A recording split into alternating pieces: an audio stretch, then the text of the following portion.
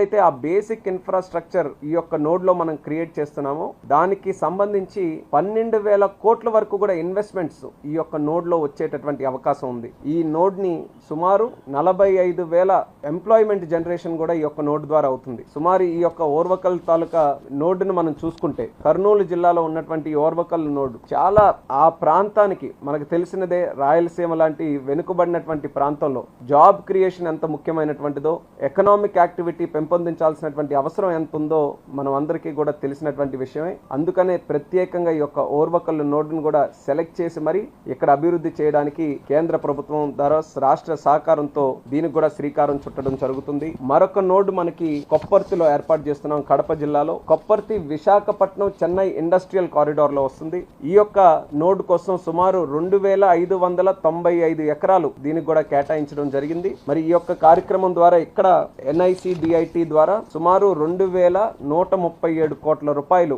ఈ యొక్క కొప్పర్తి నోడ్ లో ప్రభుత్వం ఖర్చు పెట్టి అక్కడ ఇన్ఫ్రాస్ట్రక్చర్ అంతా కూడా చేయడం జరుగుతుంది. ఈ ఇన్ఫ్రాస్ట్రక్చర్ ద్వారా ఇక్కడ రావాల్సినటువంటి ఇండస్ట్రీస్ ఏదైతే మన కొప్పర్తి నోడ్ ఉందో అక్కడ renewable energy, engineering, chemical, metallic and non metallic, textile and auto components ఈ యొక్క మ్యానుఫ్యాక్చరింగ్ సెక్టర్ మీద దృష్టి పెట్టి ఇక్కడ ఈ 2,137 కోట్ల రూపాయలు అక్కడ కావాల్సినటువంటి బేసిక్ ఇన్ఫ్రాస్ట్రక్చర్ ఆ నోడ్ డెవలప్మెంట్ కోసం మనం పెడితే సుమారు 8,860 కోట్ల రూపాయల వరకు ఇన్వెస్ట్మెంట్స్ ఇక్కడ వచ్చేటటువంటి పరిస్థితి ఇక్కడ ఏర్పడుతుంది. అలాగే సుమారు 54,500 వరకు కూడా ఎంప్లాయ్మెంట్ జనరేషన్ ఈ యొక్క నోడ్ ద్వారా ఇక్కడ క్రియేట్ అవుతుంది. మనం చూసుకుంటే ఎప్పటి నుంచో ఈ కడప జిల్లా గాని, కర్నూలు జిల్లా గాని, రాయలసీమ జిల్లాలో గతంలో ఎన్నో సందర్భాల్లో దీని గురించి చర్చించుకున్నాం. అక్కడ చాలా పొటెన్షియల్ ఉంది.